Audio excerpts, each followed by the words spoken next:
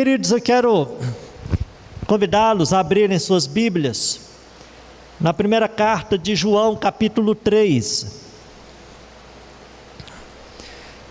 1 João, capítulo 3, eu vou ler apenas o versículo 4.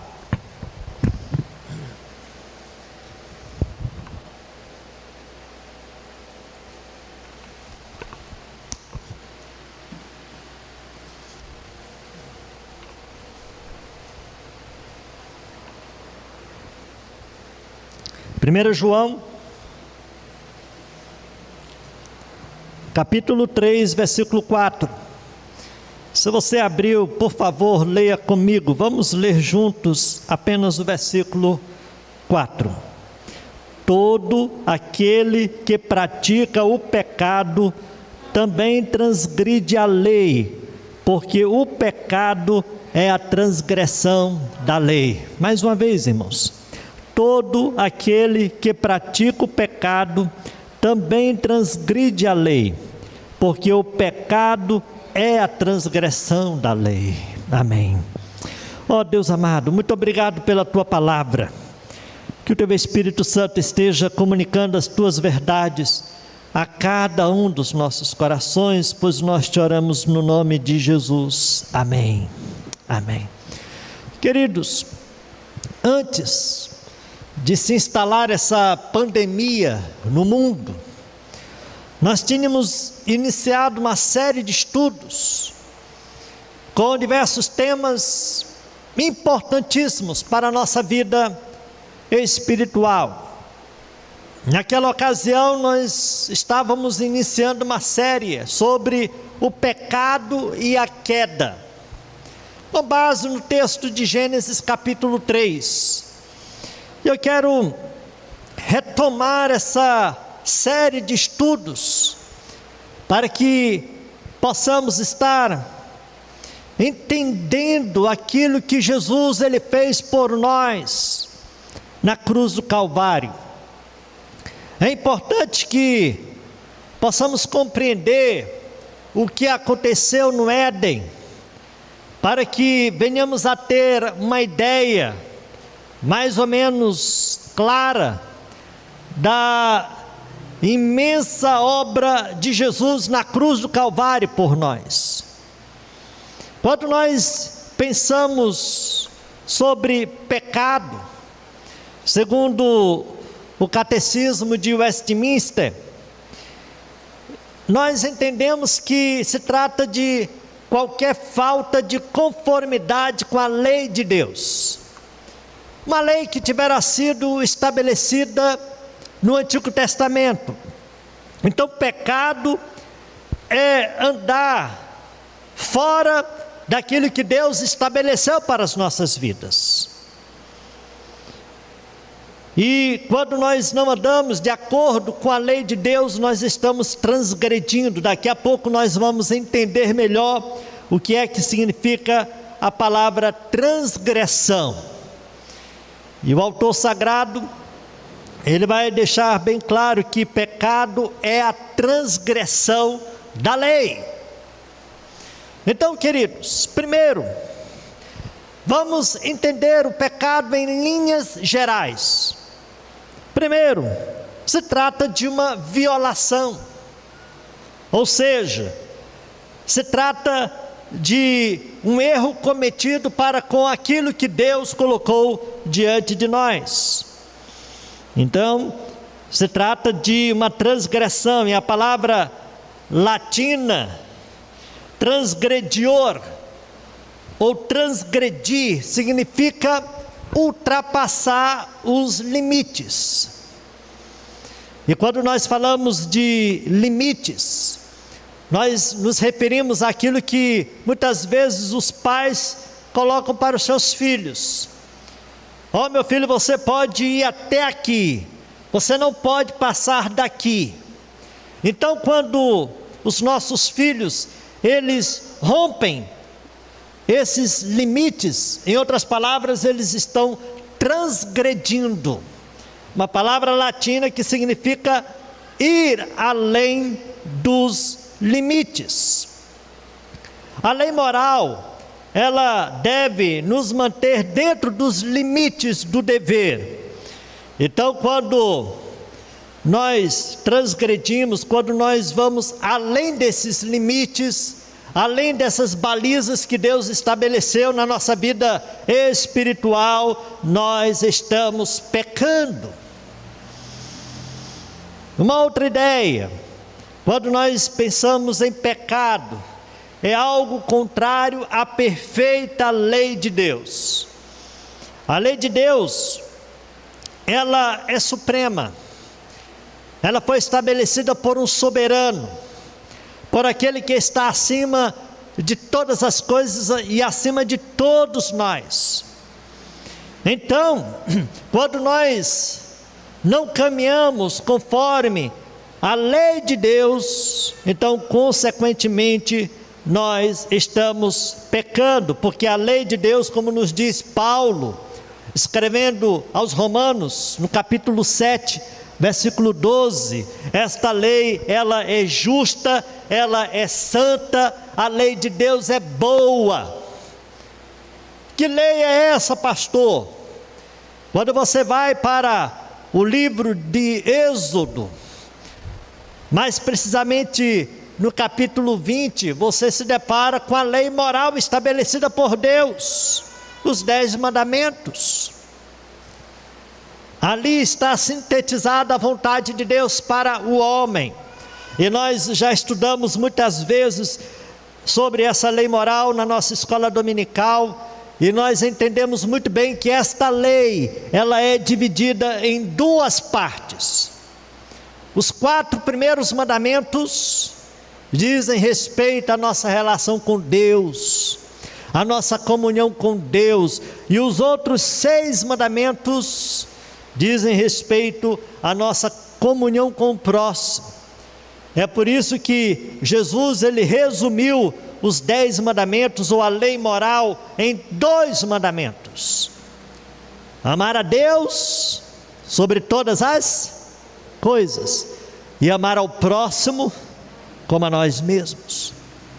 Queridos, quando Deus, ele é a pessoa mais importante, quando Deus, ele se constitui na essência da nossa vida, quando Deus, ele de fato é a razão do nosso viver, então, consequentemente, nós estamos preparados para amar o próximo.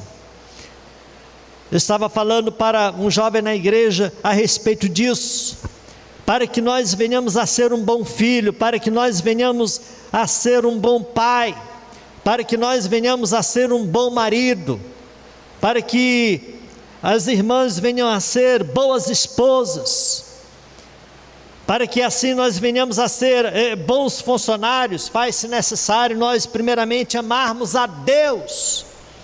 Se nós amamos a Deus acima de todas as coisas, consequentemente nós seremos pessoas melhores, nós teremos condições de amar o nosso próximo.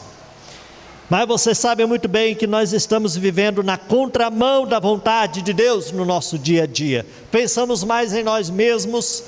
A nossa geração, ela tem sido marcada pelo egoísmo, pelo materialismo, pelas nossas realizações pessoais. Nós não estamos preocupados nem um pouco com o nosso próximo.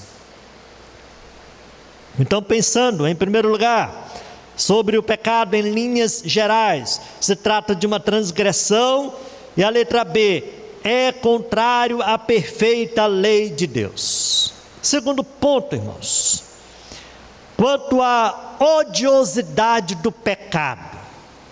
Quanto à odiosidade do pecado. O pecado, ele é complexo.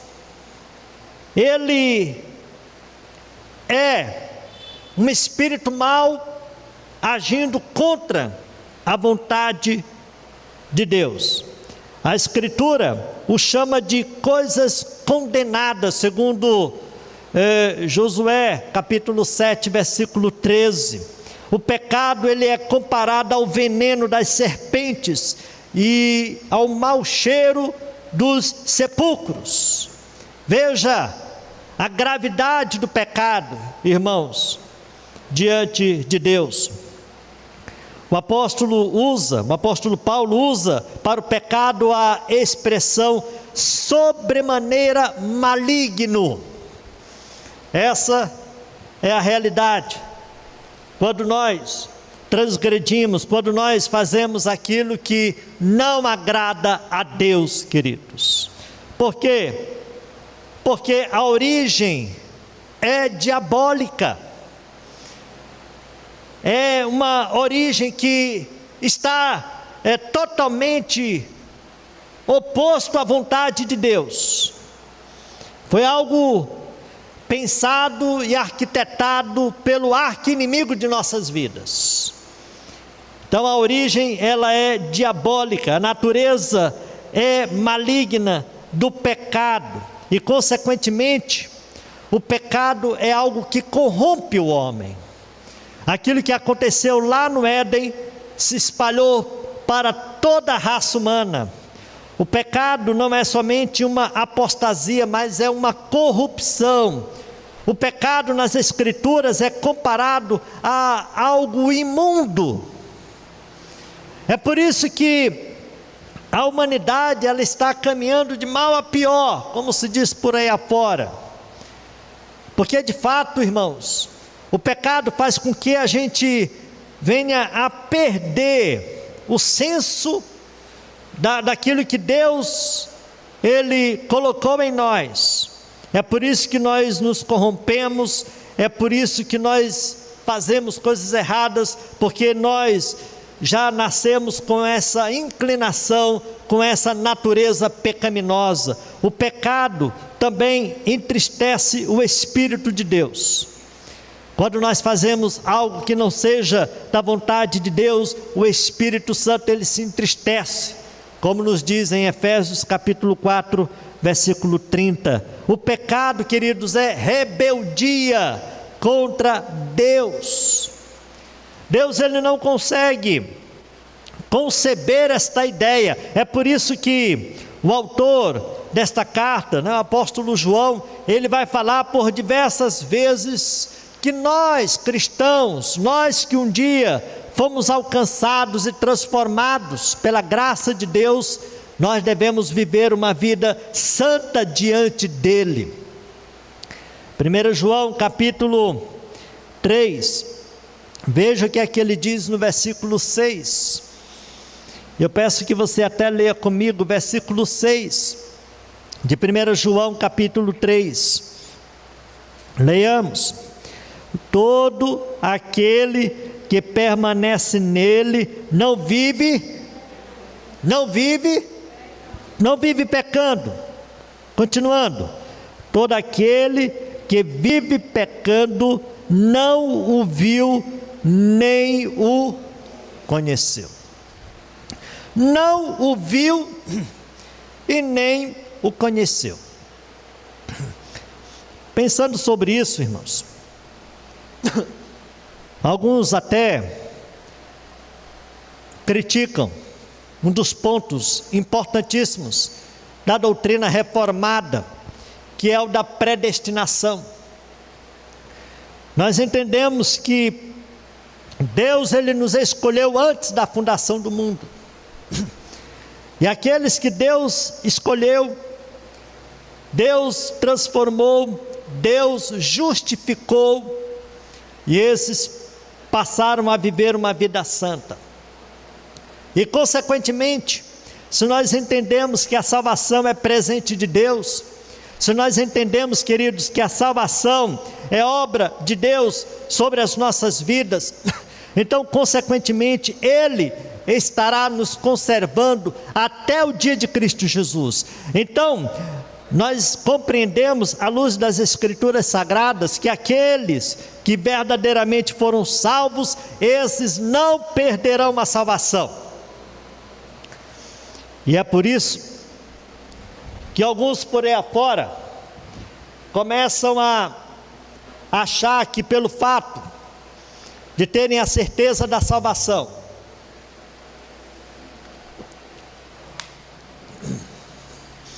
esses poderão viver de qualquer jeito, Esses poderão se comportar de qualquer maneira.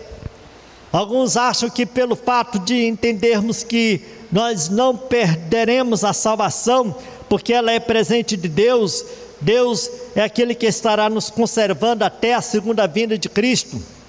Então esses começam a achar que poderão estar praticando coisas que desagradam a Deus. E eu lembro de uma explicação de um professor de seminário a respeito desse ponto doutrinário. E ele deixava bem claro que se nós realmente pudermos fazer aquilo que seja da vontade do Espírito Santo de Deus, se nós tivermos forças suficientes para vivermos segundo os propósitos de Deus, nós jamais pecaríamos, porque essa é a vontade daquele que um dia foi redimido. Essa deve ser a vontade dos salvos, aqueles que um dia foram transformados. É por isso que João ele vai dizer: todo aquele que permanece nele, permanece em quem? Em Jesus Cristo, não vive pecando. Porque o pecado, queridos, é rebeldia contra Deus. O pecado é um ato cruel de falsidade. O pecado é uma doença terrível. O pecado é algo irracional, irmãos. O pecado é algo doloroso. O pecado é odiado por Deus. Deus, Ele não suporta o pecado. Essa é a realidade do pecado. Essa é a reação que Deus ele tem diante do pecado, diante de nossas transgressões. E continuando a falar a respeito deste mal que tem acometido a todos nós, eu preciso também falar sobre o preço pago pelo pecado. E é agora, queridos, que nós devemos começar a compreender a grandeza do amor de Deus para conosco, a partir daquilo que Ele fez por nós, já que o pecado tinha nos distanciado dEle, já que o pecado fez com que o homem morresse espiritualmente, já que o pecado fez com que o homem ele fosse expulso do jardim do Éden. Então Deus fez algo para resolver esse problema. Qual foi o preço pago pelo pecado, irmãos? Queridos, foi necessário o sangue de Deus para expiá-lo. Diz Agostinho, foi necessário Deus derramar o seu sangue. Deus aqui, homem, porque você sabe muito bem que Jesus foi o Deus que se fez carne, foi o Deus que habitou entre nós. Então, considere a magnitude deste pecado e a magnitude do preço pago por ele. Foi necessário um sangue puro, foi necessário que o Deus Todo-Poderoso se encarnasse para que, através do seu sacrifício, o pecado ele fosse perdoado. Perceba que a obediência ativa de Cristo não foi suficiente para expiar o nosso pecado. Quando Jesus ele começou o seu ministério, ele deixou muito claro que ele tinha vindo a este mundo não para descumprir, para desfazer da lei, mas para cumprir a lei. Jesus foi o único que cumpriu à risca toda a lei de Deus. Mas, no entanto, a sua total obediência não foi suficiente para expiar o pecado. Não foi suficiente, queridos. Ele teve que fazer algo mais. Ele teve de sofrer sobre uma cruz. Ele precisou derramar o seu sangue para que houvesse perdão, para que houvesse remissão desse grande mal que tivera se instalado sobre a raça humana. E como nos diz o autor aos Hebreus, capítulo 9, versículo 22, sem derramamento de sangue não há perdão dos pecados, não há remissão dos pecados. Que coisa amaldiçoada é o pecado, irmãos. Tanto que Cristo morreu por ele. A perversidade do pecado não pôde ser vista nas centenas de pessoas que foram amaldiçoadas por ele, mas no ato de que por ele Cristo morreu. Cristo veio para assumir o nosso pecado, irmãos. Diz Pedro que ele carregou sobre o madeiro todas as nossas transgressões. Ele carregou no madeiro todas as nossas iniquidades, para que hoje nós tivéssemos esperança, para que hoje nós tivéssemos acesso ao trono de Deus. Esse foi o preço pago por Jesus, quando ele veio neste mundo, quando ele desenvolveu o seu trabalho aqui entre nós. Então esse foi o preço pago pelo pecado.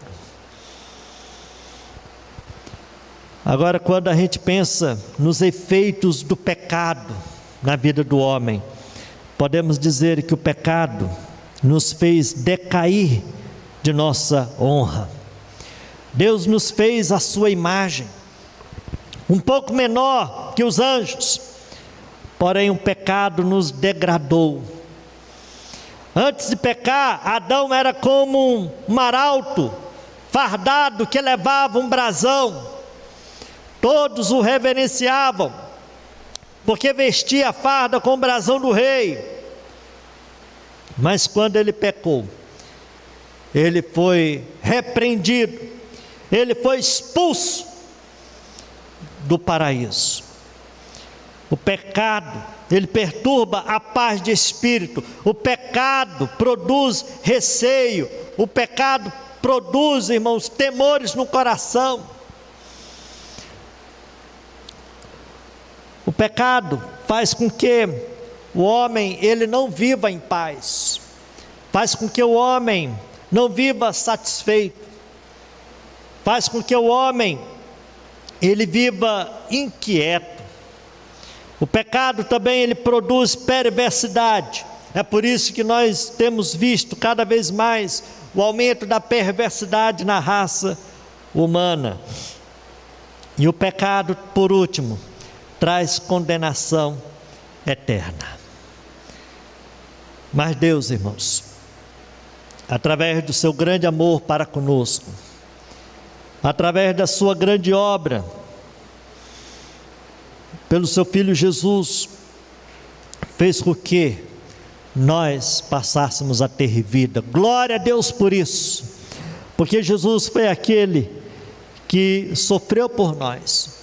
Jesus foi aquele que veio para que assim pudesse estar nos ligando a Deus. E é por isso que nós devemos estar nos arrependendo de nossas faltas. É por isso que nós devemos estar nos quebrantando diante deste Deus, buscando ter uma vida santa, uma vida de acordo com a vontade dEle. E isso foi possível através da morte de Jesus na cruz do Calvário. Ele que não somente cumpriu toda a lei, mas se sacrificou, se deu por nós, assumiu a nossa culpa, assumiu a nossa condenação. É por isso que a nossa salvação não é resultado dos nossos méritos, das nossas virtudes, das nossas qualidades, de maneira nenhuma. A nossa salvação é resultado do grande amor de Deus por nós, através do seu Filho Jesus. Que Deus esteja assim clareando a nossa mente para compreendermos o seu grande amor por nós e que, consequentemente, irmãos, possamos ter uma vida de santificação, para que venhamos a fazer a diferença no nosso trabalho, na nossa escola, na nossa família, na nossa vizinhança, nas redes sociais, pensando, falando, agindo conforme a vontade de Deus. Eu quero fazer aqui algumas aplicações para nós concluirmos esse tema sobre o pecado e a queda, falando inicialmente a respeito do pecado. Primeiro, observe quão mortífero é um pecado maligno e como é surpreendente que alguém possa amá-lo. É o que a gente vê no nosso dia a dia, o homem agarrado, apegado ao pecado. Segundo, faça uma outra coisa, ao invés de pecar, que você possa estar odiando o pecado, porque o pecado, ele ofende, ele contraria, ele entristece o coração de Deus. É por isso que nós devemos estar nos consagrando cada vez mais para Deus.